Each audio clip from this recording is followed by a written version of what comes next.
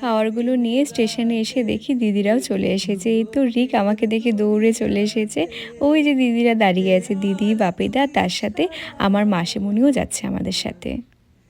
লাগে না, লাগে না, আজ জিয়া তুই ছাড়া। আমাদের ট্রেনটা এই স্টেশন থেকেই ছাড়বে, তাই আমরা হাতে অনেকটা সময় পেয়েছিলাম ভালোভাবে ট্রেনে উঠে আমাদের সিট নাম্বার খুঁজে বসার জন্যে। আর এই তো আমাদের সিট নাম্বার খুঁজে আমরা বসেও পড়েছি। আমি আর রাতুল শুরু থেকে দুজনেই ফ্যামিলি পাগল দুটা মানুষ। আমরা ফ্যামিলি ছাড়া কিচ্ছু বুঝি না। আমরা ফ্যামিলি নিয়ে যেখানে ঘুরতে যেতে পারবো আমরা সেখানেই ঘুরতে যাওয়া শুধুমাত্র প্ল্যান করি। আর দেখো আজকে কত মজা করে আমরা সবাই ঘুরতে যাচ্ছি।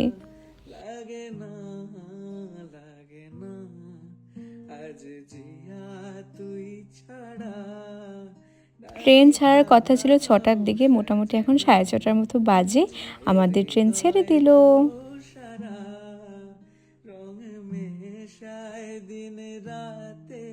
ট্রেন ছাড়তে ছাড়তে আমরা খাওয়া দাওয়া শুরু করে দিলাম, তার কারণ আমরা অনেক খাওয়ার জিনিস নিয়ে ট্রেনে উঠেছি অ্যান্ড পৌঁছানোর আগে এগুলো সব শেষ করতে হবে, তাই শুরুটা আমরা করছি হচ্ছে আঙ্কেল চিপস দিয়ে।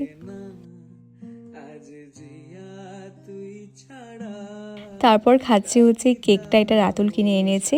এটা আমি ছোটোবেলায় অনেক খেয়েছি, সত্যি আমি ভাবতেই পারিনি যে এত বছর পরেও এটা এত ভালো এখনও পাওয়া যায়। এরপর খাচ্ছি হচ্ছে চকলেট কুকিজ। পরপর একটার পর একটা খেয়ে যাচ্ছি, তার কারণ সবাই নিজ নিজ পছন্দের খাওয়ার জিনিসগুলো নিয়ে উঠেছে, তাই আমরা সবারটা ভাগাভাগি করে ট্রাই করে দেখছি।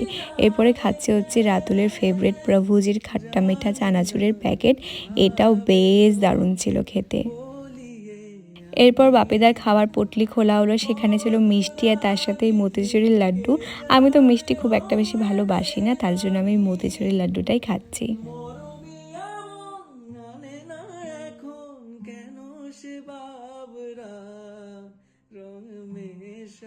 অত অব্দি খাওয়া দাওয়া স্টপ করে তারপর আমরা সবাই নিজ নিজ ফোন নিয়ে নিজেদের মতো ব্যস্ত হয়ে পড়ি।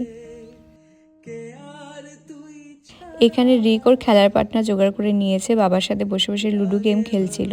তাই আমরা ভাবলাম যে না, আমরাও তো অনেকে আছে, আমরা তো লুডো খেলতে পারি। তাই আমরা ফোনে লুডো বের করলাম, এখন আমরা খেলছি।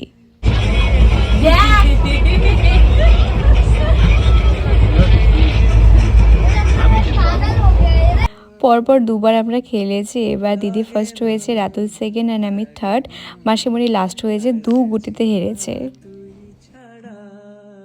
এখন রাত মোটামুটি 10টার মতো বাজে, বাবারও খিদে পেয়ে গিয়েছিল, তাই সবাই মিলে ডিসাইড করলাম যে এখন খাওয়া দাওয়াটা করে নিই, তাহলে আমরা কিছুক্ষণ ঘুমোতে পারবো।